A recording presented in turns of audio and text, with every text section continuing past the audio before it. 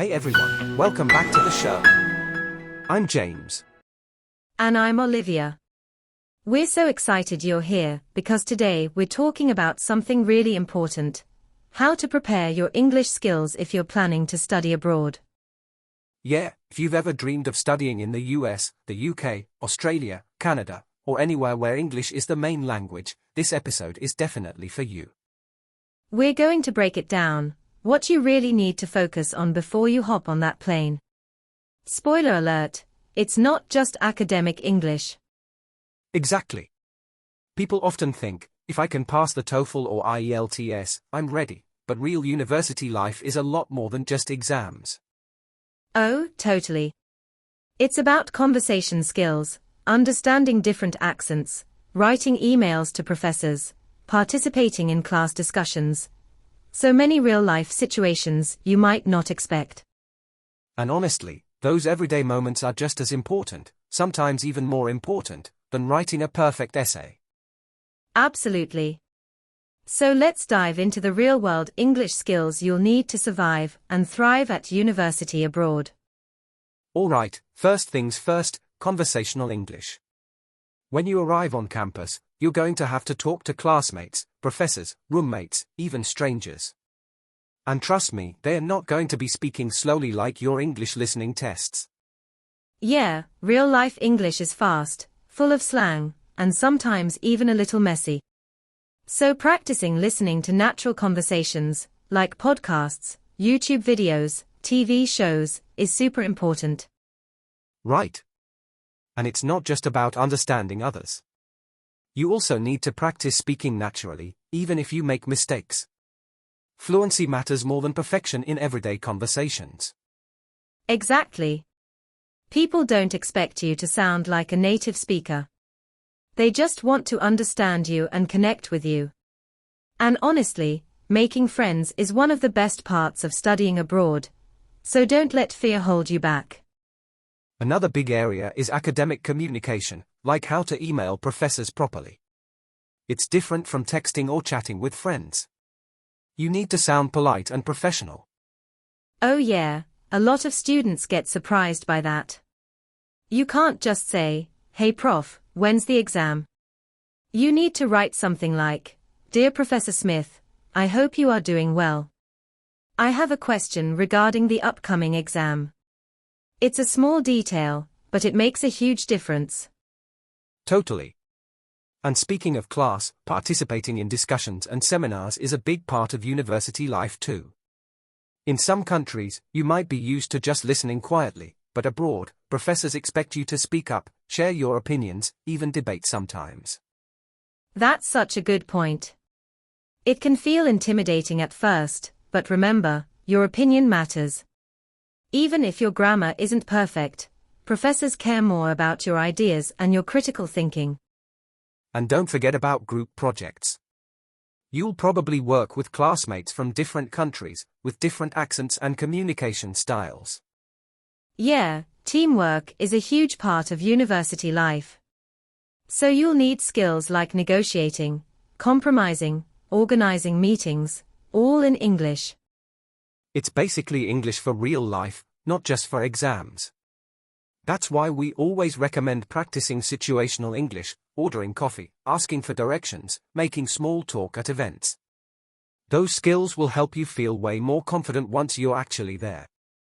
And one more thing, emotional preparation is just as important. There will be moments when you feel lost, homesick, or frustrated. That's normal. Being kind to yourself and staying patient is part of the journey. Absolutely. Learning English for studying abroad isn't just about language, it's about adapting to a new culture, new people, new systems. And that takes time. But trust us, it's so worth it. The experiences, the growth, the memories, you'll be so proud of yourself when you look back. Another thing that really helps is getting familiar with different English accents before you go. Because you're not just going to hear American English or British English, you'll meet people from all over the world. Exactly. You might have professors from Australia, classmates from India, roommates from Nigeria, or friends from South Korea, all speaking English differently. Getting used to a variety of accents will make your transition so much smoother. A to practice is by watching international news channels, like BBC, CNN, or even YouTube creators from different countries. It trains your ear to pick up different speaking styles. Don't be afraid to ask someone to repeat, or slow down if you don't understand. People are usually really understanding, especially in an international university environment. Oh, and another super important skill, note-taking in English. During lectures, professors might speak quickly and cover a lot of material, so you need to be able to listen, understand, and write key points at the same time. Right. Practice summarizing ideas in your own words, instead of trying to write everything down word for word. It'll save you so much stress later, when you're studying for exams. And speaking of studying, getting comfortable reading academic articles and textbooks in English is a must. Those texts can be complex and full of big vocabulary words. Yes, but don't panic. Focus on understanding the main ideas, and if you find a word you don't know, guess from the context first before running to the dictionary. That's a great tip. You won't have time to translate everything word by word during a real lecture or exam. Building the habit of guessing meaning from context is a game changer. And one last little bonus tip: get familiar with the culture of the country you're going to. Language and culture are connected, and understanding things like humor, politeness, and social rules will help you avoid awkward moments. For sure. Simple things like knowing how to greet people, how formal or casual you should be, and even what body language is appropriate, those details make a big difference. At the end of the day, preparing for study abroad isn't just about passing a language test.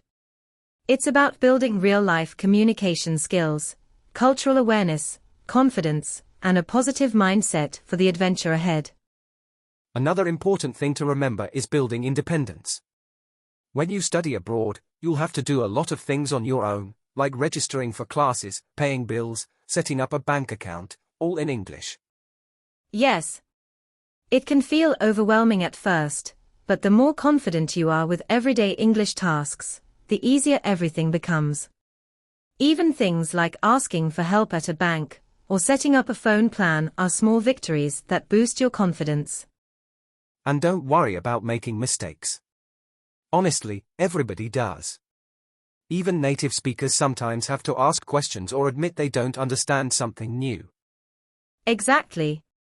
Making mistakes isn't a sign of failure, it's a normal part of adjusting to a new environment. And every time you figure something out, it's like you're leveling up your life skills. And speaking of leveling up, building a support system when you arrive is crucial too. It's so helpful to connect with other international students, join clubs, or even participate in study groups. Yeah, those communities become your second family. And guess what? Practicing English with friends outside the classroom is one of the fastest ways to improve fluency naturally. Plus, you'll learn all the fun stuff too, like local slang, jokes, and cultural references that you might not get from textbooks. And that's the beautiful part. You're not just learning English for academic survival. You're learning English for life, for friendships, for memories that will stay with you forever. So don't stress too much about being perfect. Focus on staying curious, open-minded, and willing to grow every day. Because honestly, that's what studying abroad is really all about. It's a journey of learning, discovery, and becoming the best version of yourself. Another good reminder is to celebrate small wins along the way. Sometimes we focus so much on the big goals, like passing final exams or getting top grades, that we forget how important the little achievements are. Absolutely. Like understanding your first full lecture without getting lost, or joining a class discussion even if your answer wasn't perfect. Those are huge wins. Exactly. Progress doesn't always feel dramatic. Most of the time, it's slow and steady. But when you look back after a few months, you'll be amazed at how much stronger your English and your confidence have become. And one thing that really helps is keeping a language journal.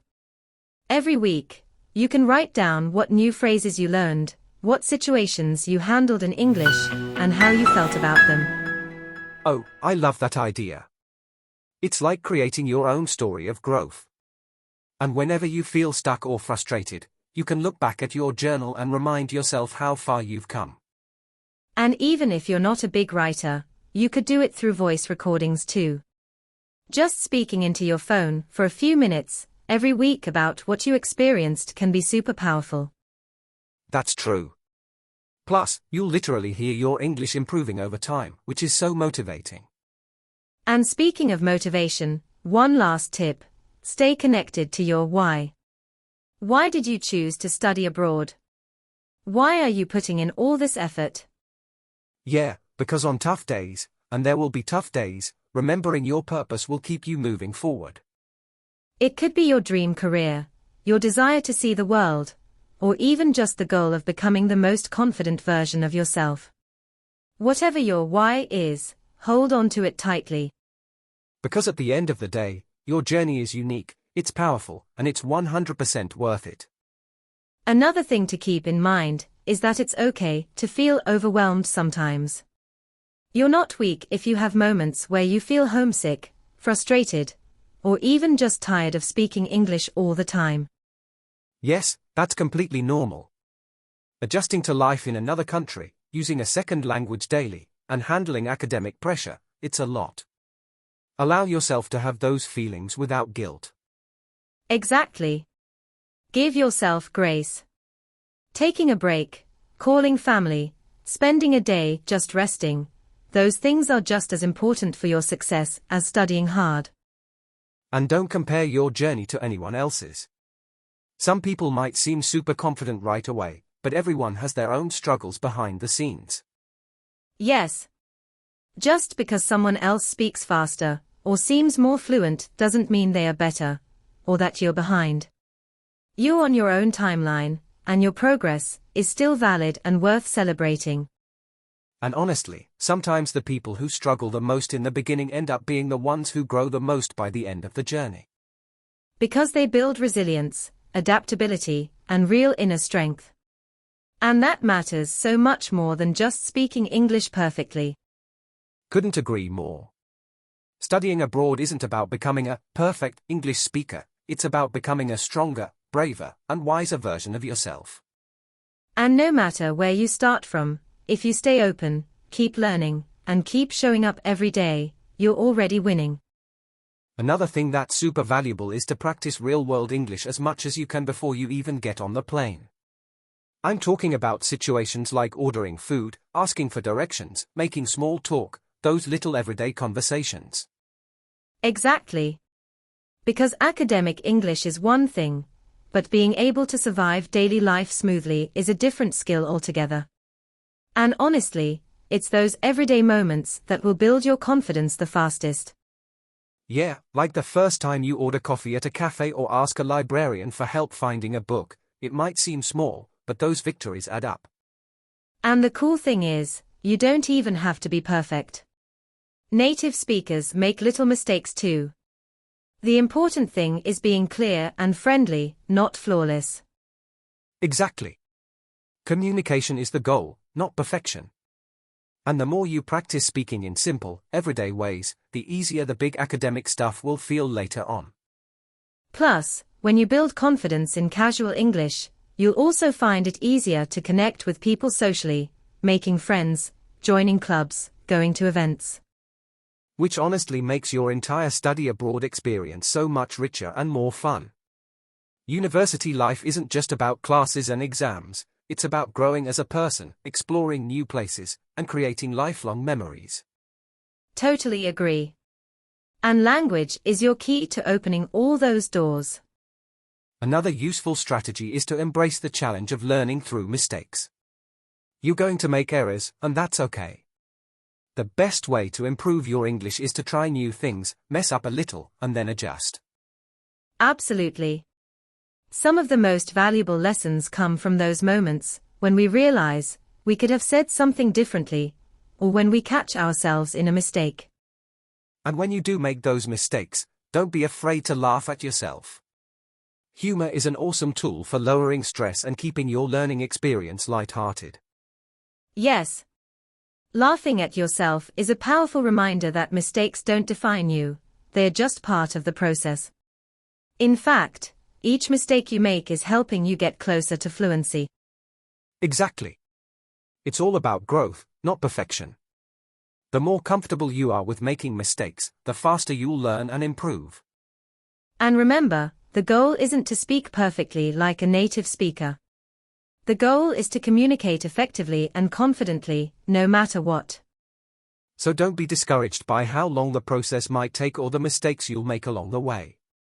Every step forward is progress. And keep in mind, you're not doing this alone. Countless people have walked this path before you, and many more will walk it after you. You're part of a huge, global community of learners, and everyone's rooting for you. One more thing worth mentioning is the importance of creating a routine. When you study abroad, life can be chaotic with new classes, new people, and new surroundings, but if you set a learning routine, you'll stay on track. That's so true. Whether it's dedicating an hour each morning to reading in English, or setting a few minutes aside before bed to practice vocabulary, routines make all the difference in building momentum. Exactly. And don't forget about the power of small daily practices. Sometimes we get so caught up in thinking that learning a language requires hours of study, but just 15 to 20 minutes a day can really add up over time. Yes. It's those little, consistent efforts that lead to big results. And, let's not forget, learning English doesn't always have to feel like work. It can be fun too. Definitely. Listen to music in English, watch movies, or even play games that challenge you to use new words. Making English part of your daily life in a fun way will help it feel less like a chore and more like a natural part of your day. Exactly. The key is to stay engaged with the language in a way that feels exciting and not overwhelming.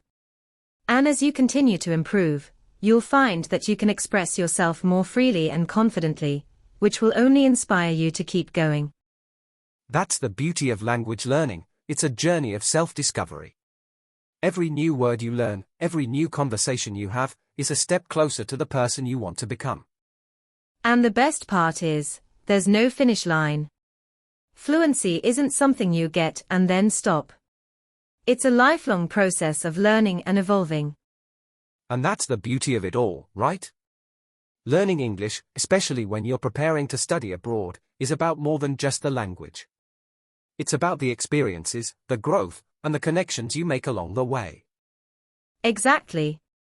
Every challenge you face, every mistake you make, is part of your story and part of what will shape you into the confident English speaker you're becoming.